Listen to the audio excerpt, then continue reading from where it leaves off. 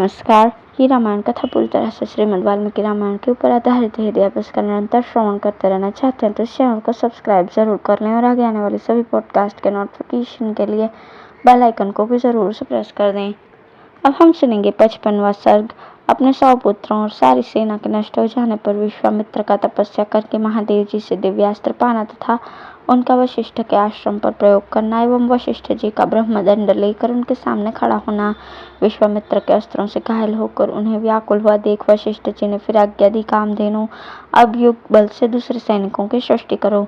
तब उस गौ ने फिर हुंकार किया। उसके हुंकार से सूर्य के समान तेजस्वी कामबोज उत्पन्न हुए। धन से शस्त्रधारी बर्बर प्रकट हुए। योनि देश से यवन और शक्र देश से शक उत्पन्न हुए।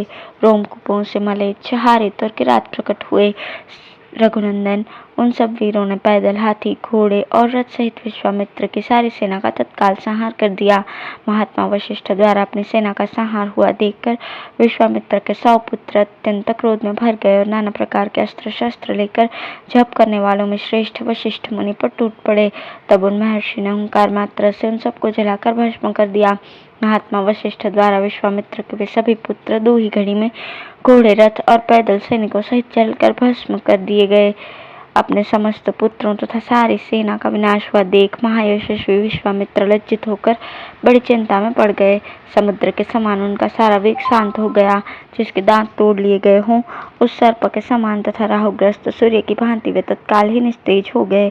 पुत्र और सेना दोनों के मारे जाने से वे पंख कटे हुए पक्षी के समान दीन हो गए। उनका सारा बल और उत्साह नष्ट हो गया। वे मन बहुत खिन्न हो उठे। उनके एक ही पुत्र बचा था, उसको इन्होंने राजा के पद पर अभिषिक्त करके राज्य की रक्षा के लिए नियुक्त कर दिया और क्षत्रिय धर्म के अनुसार पृथ्वी के पालन की आज्ञा देकर वे वन में चले गए। हिमालय के पार्श्व भाग में जो किन्नरों और नागों से सेवित प्रदेश है, वहां जाकर महादेव जी की प्रसन्नता के लिए महान तपस्या का आश्रय लेकर वे तप में ही संलग्न हो गए।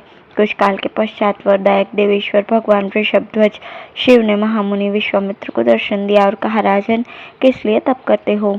बताओ, क्या कहना चाहते हो? मैं तुम्हें वर देने के लिए आया हूँ। तुम्हें जो वर पाना अभीष्ट हो उसे कहो। महादेव जी के ऐसा कहने पर महातपस्वी विश्वामित्र ने उन्हें प्रणाम करके इस प्रकार कहा, निष्पाप महादेव, यदि आप संतुष्ट हों तो अंग उपांग उपनिषद और रहस्यों सहित धनुर्वेद मुझे प्रदान कीजिए।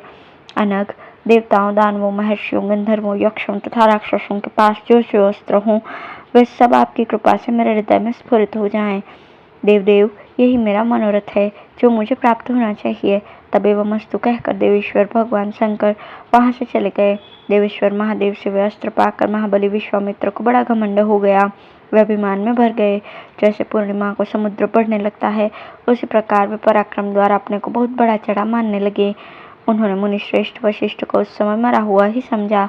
फिर तो वे पृथ्वीपति विश्वामित्र वशिष्ठ के आश्रम पर जाकर भांति भांति के अस्त्रों का प्रयोग करने लगे, जिनके तेज से वो सारा तपोवन दग्ध होने लगा। बुद्धिमान विश्वामित्र के उस बढ़ते हुए अस्त्र तेज को देखकर वहां रहने वाले सैकड़ों मुनि भयभीत होकर संपूर्ण दिशाओं में भाग चले। वशिष्ठ जी के जो शिष्य थे, जो वहां के पशु और पक्षी थे, वे सहस्त्रों प्राणी भयभीत होकर नाना दिशाओं की ओर भाग गए। महात्मा वशिष्ठ का वो आश्रम सूना हो गया। 2 घड़ी में ऊसर भूमि के समान उस स्थान पर सन्नाटा सा छा गया। वशिष्ठ जी बार बार कहने लगे, डरो मत, मैं अभी इस गाधिपुत्र को नष्ट कर देता हूँ।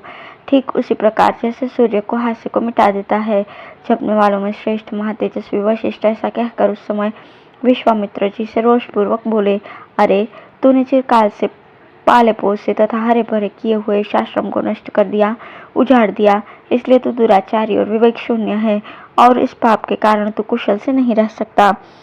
ऐसा कहकर वे अत्यंत क्रुद्ध होकर धूम रहित कालाग्नि के समान उद्दीप्त हो उठे और दूसरे यमदंड के समान भयंकर डंडा हाथ में उठाकर तुरंत उनका सामना करने के लिए सज्ज हो गए।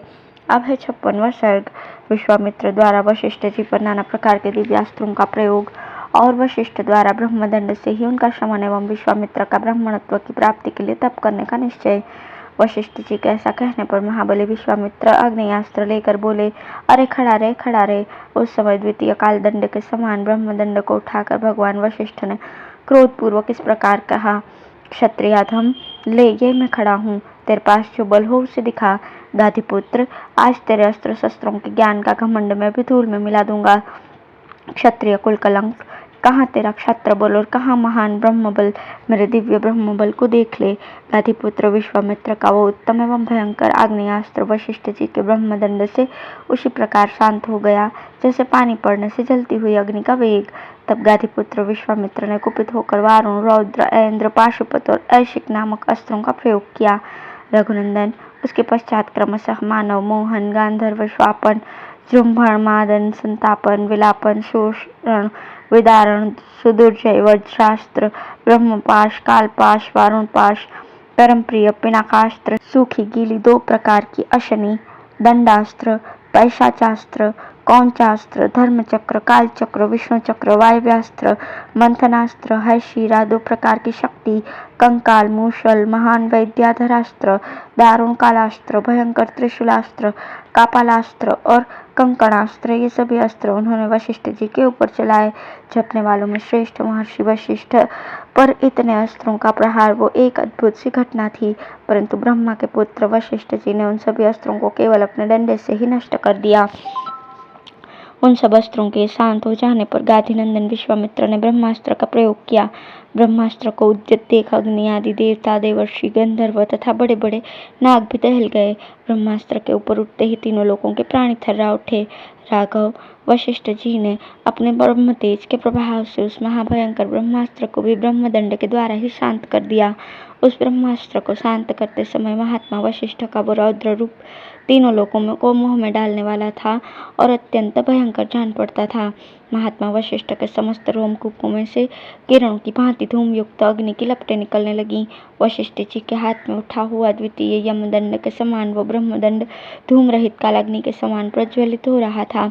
उस समय समस्त मुनिगण मंत्र जपने वालों में श्रेष्ठ वशिष्ठ मुनि की स्तुति करते हुए बोले, ब्राह्मण, आपका बल अमोघ है, आप अपने तेज को अपनी ही शक्ति से समेट लीजिए।